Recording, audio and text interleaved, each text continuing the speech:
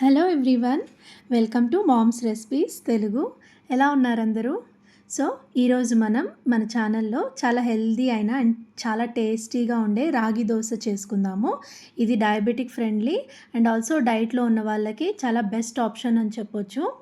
ఇది క్రిస్పీగా టేస్టీగా రాగి దోశ చాలా చాలా టేస్టీగా ఉంటుంది. సో లేట్ చేయకుండా స్టార్ట్ చేసేద్దాము. వీడియో ఎండ్ వరకు చూసి తప్పకుండా ట్రై చేయండి, మీకు చాలా నచ్చుతుంది. సో ప్రాసెస్లోకి వెళ్ళిపోదాం. ముందుగా నేను ఇక్కడ 1 కప్పు రాగులు తీసుకున్నాను.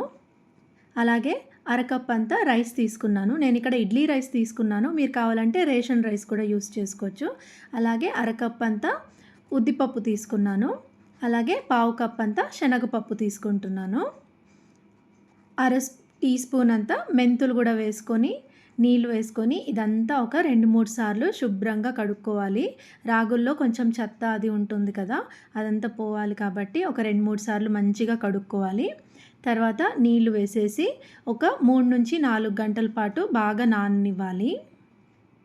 తర్వాత ఇక్కడ నేను అరకప్ అంతా అటుకులు తీసుకుంటున్నాను. ఏదైనా తీసుకోవచ్చు, అటుకులు, పేపర్ అటుకులైనా సరే, కొంచెం లావు అటుకులైనా సరే.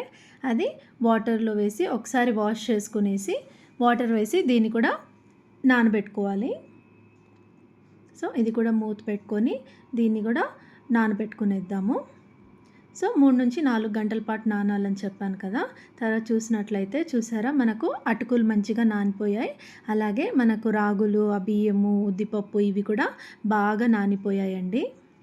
ఇప్పుడు వీటన్నిటినీ కూడా మెత్తగా మిక్సీ పట్టుకుందాము. ఇది నేను వేసుకున్న క్వాంటిటీ అయితే 2 సార్లకు వేసుకున్నాను మిక్సీలో. సో ఒకసారి సగం వేసుకొని మనం ఏ నీళ్ళతో అయితే నానబెట్టామో ఆ నీళ్ళే వేసుకొని రుబ్బుకుంటున్నాను. చూడండి, ఇలాగా మెత్తగా ఇలా రుబ్బుకోవాలన్నమాట. సో దీన్ని ఒక గిన్నెలోకి ట్రాన్స్ఫర్ చేసేసుకుంటున్నాను. అలాగే మిగిలింది కూడా వేసుకొని రుబ్బుకునేద్దాము.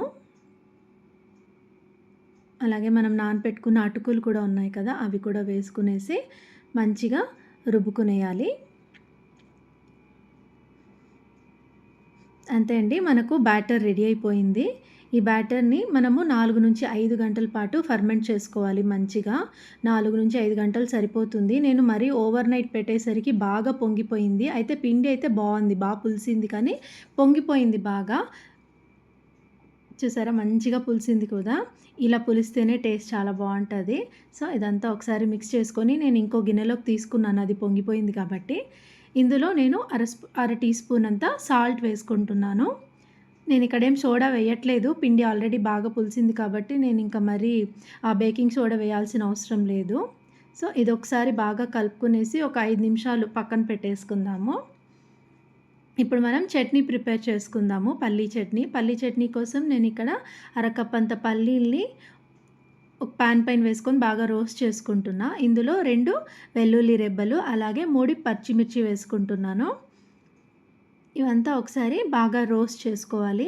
చూసారా, ఇలాగ దోరగా రోస్ట్ చేసుకోవాలి. తర్వాత ఇవి చల్లారిపోయాక వీటిని మిక్సీ జార్లోకి వేసుకుంటున్నాను. ఇప్పుడు ఇందులో మనం కట్ చేసి పెట్టుకున్న కొబ్బరి ముక్కలు వేసుకోవాలి. అలాగే సరిపడా సాల్ట్ వేసుకోవాలి. సరిపడా నీళ్ళు వేసుకొని ఇదంతా మెత్తగా రుబ్బుకోవాలి. నేను చింతపండు వేయట్లేదు, మీకు కావాలంటే చింతపండు వేసుకోవచ్చు. సో ఇలాగ మెత్తగా రుబ్బుకున్నానండి. మీకు కావాలంటే పోపు వేసుకోండి. నేను యూజువల్గా దోశ కోసం చట్నీ చేసినప్పుడు పోపు అయితే వేయను, ఇడ్లీ కోసం అయితే పోపు వేస్తాను. సో దోశ కోసమే కాబట్టి నేనైతే ఏం పోపు వేయట్లేదు, ఎందుకు ఎక్స్ట్రా ఆయిల్ అనేసి వేయను. తర్వాత ఇప్పుడు మనము దోశ పైన టాపింగ్స్ కోసం కొన్ని వెజిటేబుల్స్ తీసుకుందాము. కొంచెం తురిమిన బీట్రూట్, తురిమిన క్యారెట్, అలాగే ఒక చిన్న సైజ్ ఆనియన్ని ఇలాగా సన్నగా కట్ చేసుకున్నాను. ఇదంతా ఒకసారి బాగా మిక్స్ చేసుకుందాము. మనం తినే దోశ ఇంకా హెల్తీగా అవుతుంది కదా ఇవన్నీ వేసుకుంటే. సో ఇప్పుడు స్టవ్ పైన దోశ తవ పెట్టుకొని కావాల్సినంత పిండి వేసుకొని మంచిగా దోశలాగా పల్చగా వేసుకోవాలి. పల్చగా వేసుకుంటేనే క్రిస్పీగా వస్తుంది. తర్వాత మనం ఏవైతే తురుముకొని పెట్టుకున్నాం కదా! కలిపి పెట్టుకున్నాం కదా! అదంతా దోస పైన వేసి, దీనిపైనే ఒక ఎగ్ గూడా వేస్తున్నాను.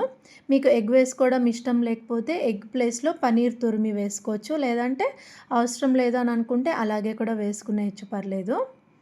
సో, ఎగ్ వేసుకొని ఇదంతా ఒకసారి మిక్స్ చేసుకున్నాను. పైన కావాలంటే ఉప్పు, కారం చల్లుకోండి. నేనైతే నా దగ్గర మునగాకు పొడి ఉంది. సో, మునగాకు పొడిని చల్లుకుంటున్నాను. ఇది గూడా ఒక హెల్తీ కదా! సో, ఇది కూడా వేసుకుంటున్నా.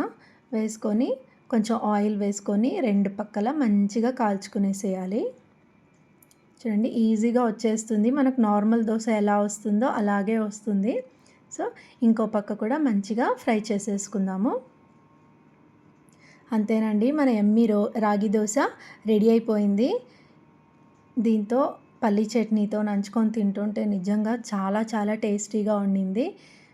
మనం చేసుకునే నార్మల్ డిషెసే కొంచెం హెల్తీగా చేసుకుంటే మన ఆరోగ్యం ఎప్పటికీ బావుంటుంది కదా!